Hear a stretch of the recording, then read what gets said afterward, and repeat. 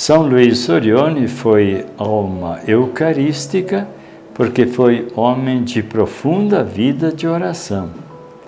Inspirados nas suas palavras, faremos algumas reflexões sobre a oração.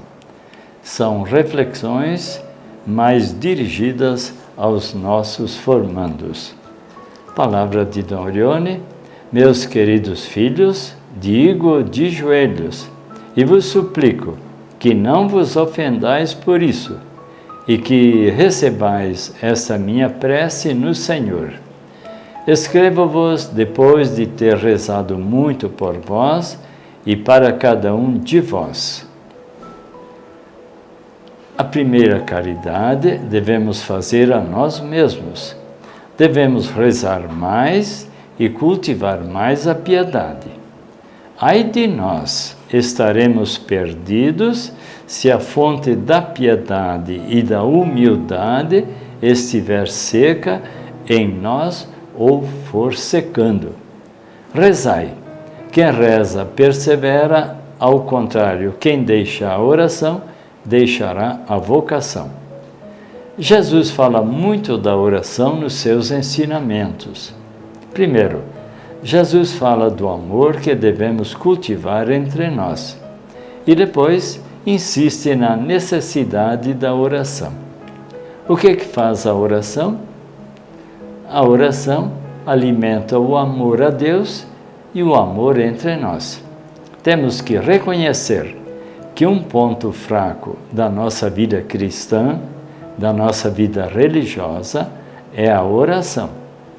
A oração é difícil, por isso temos a tendência de deixá-la sempre para depois, para o fim do dia, se sobrar tempo, e assim o tempo da oração desaparece e com facilidade abandonamos a oração e as consequências se farão sentir. Quais são as consequências? Um esvaziamento interior, uma frieza interior, um ressecamento. E a vida perde sentido. A consagração perde sentido. E aí entra a busca de compensações. Passa o tempo, passam os séculos, mas é sempre válido o pedido dos apóstolos: Senhor, ensina-nos a rezar. O tempo vai nos ajudar a entender a importância desse pedido dos apóstolos: Senhor, ensina-nos a rezar.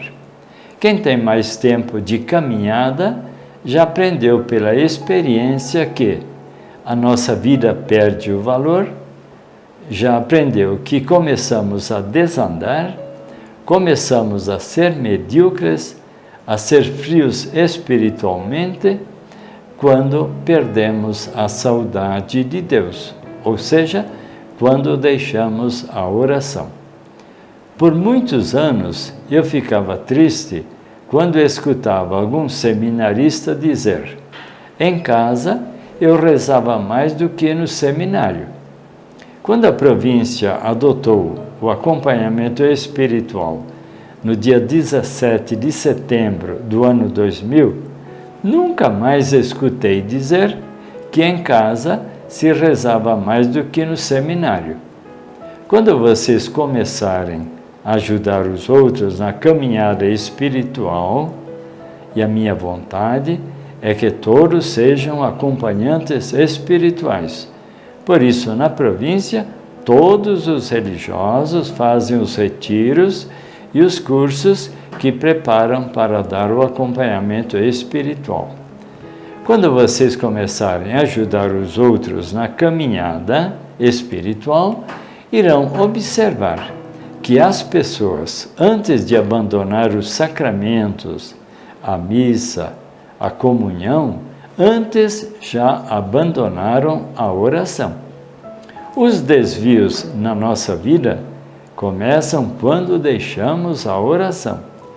As dúvidas na nossa vocação começam quando deixamos a oração. As faltas contra os votos na nossa vida começam quando deixamos a oração. Portanto, a oração é a atitude básica, fundamental da nossa vida cristã, da nossa vida religiosa. Sem rezar, não somos cristãos, não somos filhos de Deus. O que vai fazer a oração em nós? A oração nos leva à conversão, nos torna disponíveis a Deus e ao próximo e leva a vontade a abrir-se à ação transformadora do Espírito Santo. São Luís Sorione, Pai dos pobres, benfeitor da humanidade, rogai por nós.